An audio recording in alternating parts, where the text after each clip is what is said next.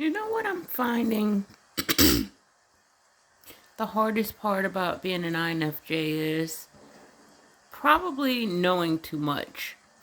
Just knowing too much. Understanding too much. Like, our introverted intuition is our dominant function. So, like, we use intuition as like it's how our brain processes the world. How we think is like how our brain thinks. So it's a rare way to think. Only 1% of the population is an INFJ. And it's like an empathetic, led, introverted, intuitive, judging, but not judgmental, like what you would think of the word judging, like assessing and judging, coming to a conclusion based off of intuition of a situation or a pattern, and assessing and judging what the final outcome is likely to be based off of a pattern recognition. And that is how our brains function, is strictly off intuition and pattern recognition. So it's highly alert. Like, we recognize large patterns, small patterns, patterns that lead us to be borderline clairvoyant. Knowing when stuff's going to happen before it happens is a pattern recognition. Patterns we can't even determine how we came up to know that. When I was in the group home, a couple cities up from where I live now, a week before it happened, I was sitting outside smoking at the group home, and I said, there's about to be a mass shooting at a high school in this city. And a week later, it was all over the news that someone had went into one of the high schools in that city and went on a shooting spree. And I mean, like, with INFJs, that stuff is common to just, 2-3 days before some massive event, we just get this crystal clear intuition of like where it's gonna be, or even like what the person is gonna be wearing, who's gonna do the thing, or stuff that no one can explain how we know it, but it's our brain is just really in tune to pattern recognition and patterns and things we can't even explain. But what I'm finding most troublesome about being an INFJ is a combination of knowing too much and being too empathetic. Like the Cows of Reddit thing. After the cyberbullying happened to me up there, I reached out to Kyle because he was my husband's best friend. If you were on Reddit, you know the situation, but he was my husband's best friend. And I reached out to him because I knew, one, he must have felt awful because even though he made a low down joke, I don't think even he expected it to turn into a 60,000 strong cyberbullying fest.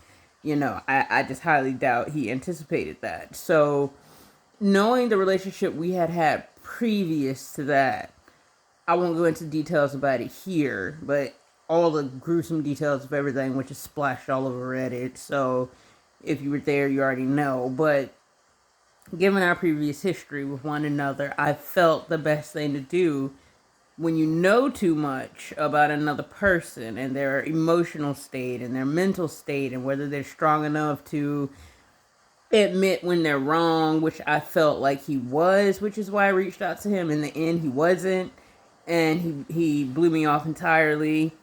But I reached out to him to try to fix what had went wrong. I addressed it head on like a mature young woman. I was 27 when it happened. So I just addressed everything head on, and at the end of it, like 4 months later was the 2-year anniversary of my husband's death. So like I reached out to him on the anniversary just to give him a little words of encouragement, and the following year was the last time I had intended to reach out to him, and I just gave him a couple more words of encouragement. I was like, it's been 3 years now, I have nothing else to say. But he blocked me. And so it was kind of like another one of those moments of maturing for me as an INFJ. And it comes in stages when you're an INFJ, because it's like each person that uses your kindness or abuses your kindness or mistreats you in some sort of way teaches you a life lesson. And even though it can be a lot of those people and it takes time to get through all of them and get all of them out of your life and out of the way, each individual person, because of their set of personality traits and the way they behave with you and the relationship dynamics you specifically have with that person, teaches you something about yourself and what's lacking in you as far as being too giving or too loving or too patient or too kind and too all these things. But the problem I'm running into is when you're an INFJ, those are your core features. You're a natural born caregiver. Like, of all the people on the planet, an INFJ is the definition of caregiver, the definition of mothers and fathers and lovers, and I am my sister's keeper. Like, that's us by nature. Like, that is what we are. We're like the natural Virgos and Libras of the planet is an INFJ. So, the problem I'm running into is knowing too much. When you understand the human psyche as well as I do, you have a very hard time denying people the things you know that they need, the emotional support you know that they need, which is why you can wind up trapped in that cycle of abuse. And for an INFJ, it often, and it is tricky because, like, you're keenly aware of the cycle of abuse and where you stand in that cycle, but you don't often feel like a victim the way a lot of abuse victims feel. You often feel like a strong person in a strong hold. Like, you feel like a strong hold. You feel like a rock or a mountain or some shit. And you know you're a strong person. You know you have everything this abusive person needs and wants to grow and thrive. And you know they need support and love. And you know, like, they're an abuse victim themselves if the dynamics are right between you and this person. Like, it's not like some rich spoiled brat who, I'm not saying they don't have problems, but who was never hit in his life and he never saw mom and dad fight and his parents were always drunk and belligerent and nothing major that would turn him into an abusive twat that would just hit a woman. He's just a bully. Like, if it's not that type of person, it's a person who was pushed out of their high chair as a toddler or beat with a belt till they were bloody, and this was on a regular basis, and dad is drunk, he's screaming in your face 2 inches from your face, and the whole family's bullying up on you, and there's no house that's safe for you to go to, and any of your aunts or your uncles or your cousins, there's always someone hitting you, or someone molesting you, or there's someone doing this. And then you, the INFJ, ends up meeting this person, and you find out all this history, and then one day they reach out and they slap you across the face. As an INFJ, in that defining moment, what goes through your head is a shit ton of empathy for the person. And it is such a tricky cycle of abuse because, as with a lot of abuse victims, it can go one of two ways. You have the typical abuse victim who's scared of their partner and they're scared to run away. They're scared to leave. They're like, if I leave, he might kill me, or if I leave, he's going to find me, or I have no safe place to go, or he has control of my finances, or he's got my kid, or all the little things that can go on with the typical abuse dynamic. But then sometimes you have the abuse victim who is more like an INFJ, who is the empathetic victim type, who is a strong victim type, who's not so much bothered by being physically hit or screamed at, or this person's drunk and they're breaking all the shit in the house or whatever like that. They're not scared of their partner. They're not worried about being killed if they leave. Like, they're smart enough to know how to extract themselves if they need to, if it gets to that level of violence. Like, they've got everything sorted out in this situation and they're on top of the situation. But to them, the whole dynamic is more like a fix it type of situation, which is dangerous, and it is still part of the cycle of abuse. But as an INFJ, when you know too much about the human psyche, and especially when it comes to people with broken psyches, everything in you tells you to stay put so you can help build this person up a little bit. Because when you're an INFJ, everything in you functions off of love dominantly. Dominantly and predominantly as your very first main function is to love everyone and everything around you until it exhausts you to your breaking point and then continue beyond that. And that's the problem that I'm running into, is that I'm one of those people that would literally die for you first. And I don't mean in an abusive dynamic, because I'm well beyond that at this point. I've dismissed all the abusive people out of my life, and I've grown, and I've learned to recognize the signs and all that, because I did allow it to take me to my breaking point, and I realized that it would drag me to a grave if I didn't learn how to put those boundaries in place. So we do grow. That's what I'm saying. Each person that you meet in that dynamic teaches you something about yourself, and you become even stronger, more wiser, more loving, more kind, but you figure out how to do it at a distance or how to give it to the right people. But I'm still finding myself a little weak when it comes to certain situations. Like, I have a friend right now, it's a guy named Sam, who keeps asking me for money.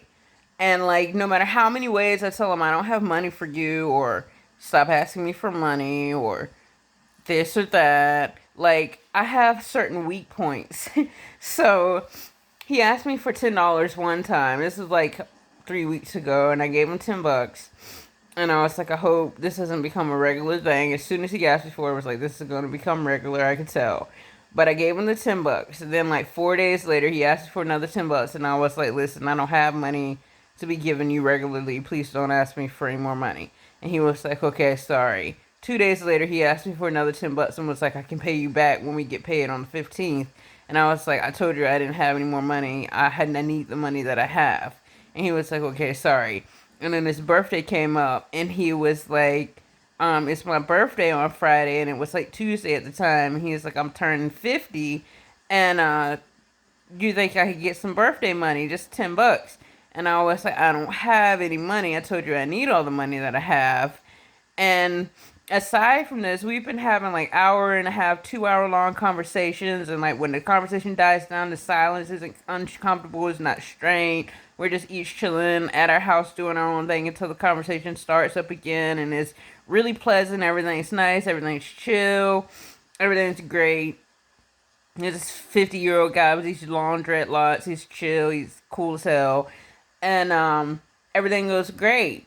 But it's just this one prerequisite of him constantly asking me for money. So then I see him, because I've been going up to the group house to kind of get out of my head and get out of the house. And, you know, instinctively, when I see him, I'm like, it's his birthday. I reach in my wallet and I give him $10. And I'm like, you know, it's just, I have a weakness for people. And, you know, when they're non-abusive, it's even worse, my boundaries. And so I'm noticing that I'm always probably going to have a weakness in some regard that I'm consistently going to have to work on when it comes with people. Because the better they are to me, the more likely my boundaries are going to be non-existent, because I've gone through so many years of abuse that I really appreciate the good people I have in my life, and I just kind of want to spoil them. And it gets harder and harder to say no, which is not a good thing for me. Like, it's a good thing to be happy about having good people in your life, but it's not a good thing to not let your no mean no or your yes mean yes. So it's just something I'm noticing when you know too much about people. Like, when someone has a need, like, I know what it's like to not have enough money, and there's something you want, and it's only $10, and I know he's spending the $10 on a pack of cigarettes or a small vape pen or something like that. Like, that's what it costs. So I'm like, so he's running out of cigarettes. He needs a pack of cigarettes, and I'm a smoker, so all the empathy in the world starts pouring out of me. Oh, you need $10 for a pack of cigarettes, and I got it, and I know what it's like to withdraw from cigarettes. So, of course, I'm going to give you $10 for a pack of cigarettes, because all the empathy in me comes out. And I'm like, and if it's not for a pack of cigarettes, and that I would view that as a smoker, as a need, then I'm like, then it's for want. And I'm like, and if you're broke and there's something you want that's just $10, I'm like, I understand what it's like to go months and months with no extra money, and finally hitting that breaking point where you just ask somebody for a little extra money because it's just something you want, just that much, or you just want $10 in your pocket. I get that, but all in all, I'm like, it still becomes a problem when it's every 4 days you want $10, which even if it is for a vape or a pack of cigarettes, which is what I imagine it is considering how frequently it is, rather than $10 to go buy this, $10 to go buy that. I'm pretty sure it's for vapes or cigarettes. It's still like just knowing too much about how people feel, whether it's $10 for a pack of cigarettes or whether it's I'm really irritated right now because I've been thinking for the last week about how much abuse I went through, and now I'm drunk, and so I slap you across the face because I'm uncomfortable with a peaceable household because it makes me nervous and anxious. And I've never been in a peaceable household, and I like chaos because that's what I'm used to, so I'm going to create a little chaos so I can calm my nervous system down. All the logical reasons why abuse happens goes through my head, and when I get hit, and I'm not thinking about anything less. I'm thinking about every reason that just happened, every reason you're freaking out, every reason you are reliving abuse in this moment. And so I end up thinking 0% about myself and what I need as an INFJ and how I don't deserve any of this. And my empathy kicks into gear 100%. And all I can think about is my partner is in a time of need right now.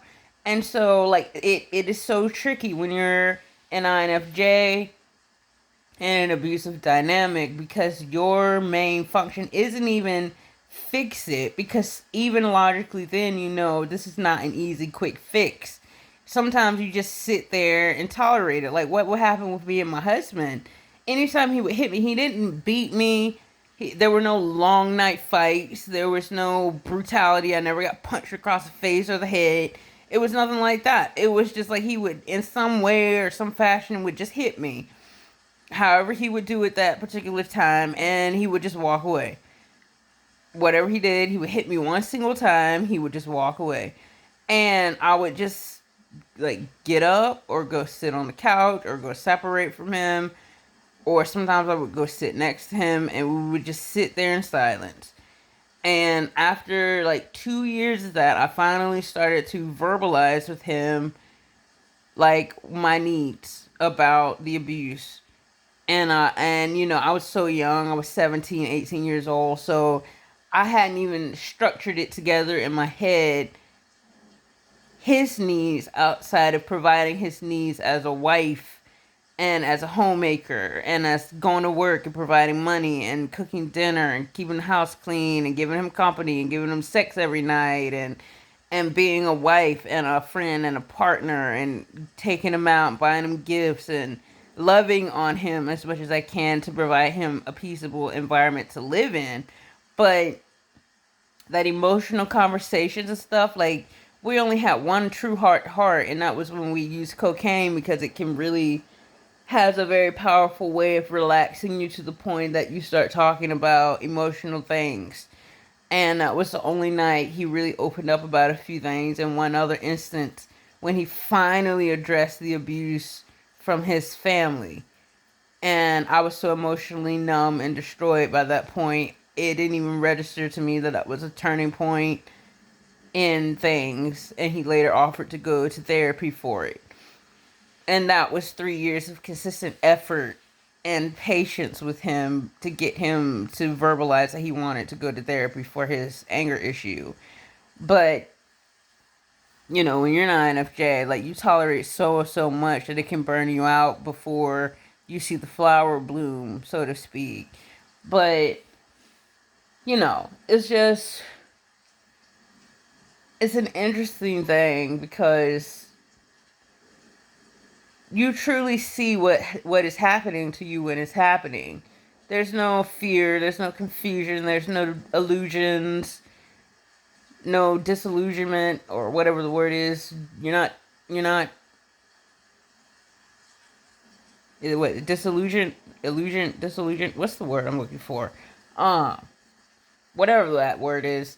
There's none of that. Like you're always crystal clear because you read people like a book. As soon as you meet them, you read them like a book. From that twitch of their eyebrow to the curl of their lip to the fake half smile to the genuine smile to the way they hold you when they give you a hug, whether it's tense or whether it's warm, or the tone in their voice, whether it's tense or whether it's happy, or like every single thing a person can present to you, you pick it up like a radio signal. Like it is so clear to you, human emotion, behavior, tone, body language, intention, all of it. It's just laid out there straight away. And it blows my mind that some people don't have that same intuition with people, because some people, they're right in your face and they're happily having a conversation. This other person is so disinterested, borderline agitated, and totally shut off. And this other person is just as happy as they could be talking to you. And I'm like, do you really not see that they're really kind of irritated at you right now? And they seem blissfully unaware. And I'm like, some people just don't seem to have that intuition like that. But I notice everything and everything with all people all the time, all day long. And it's always been that way since I was a kid. Like I've always been able to read people like that. And so it makes it very difficult to just keep people at an arm's length away unless there's a massive history with that person being volatile and abusive. And then I have to do that, even want to do that. So it's not like I'm struggling not to talk to my abusers or anything like that. It's just with new people entering my life who are not abusive, I have a little bit of a hard time putting up boundaries because I'm so happy that they're not abusive that I kind of forget myself again in the process, like I always have.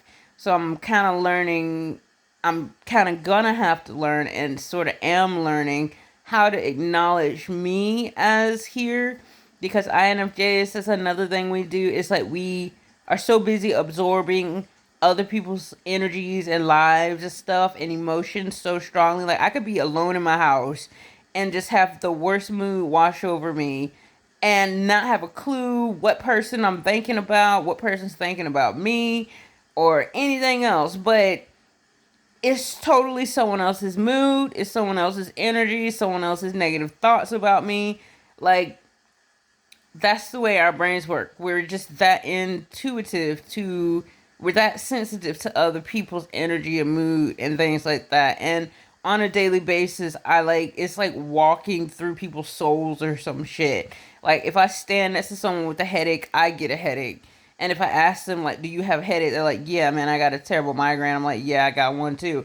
And I don't go into the whole I picked it up on you type of stuff. But like, that's the way it is. We pick up on everything. Like we're just one massive antenna. So it's very easy to lose where we are in the middle of all of that.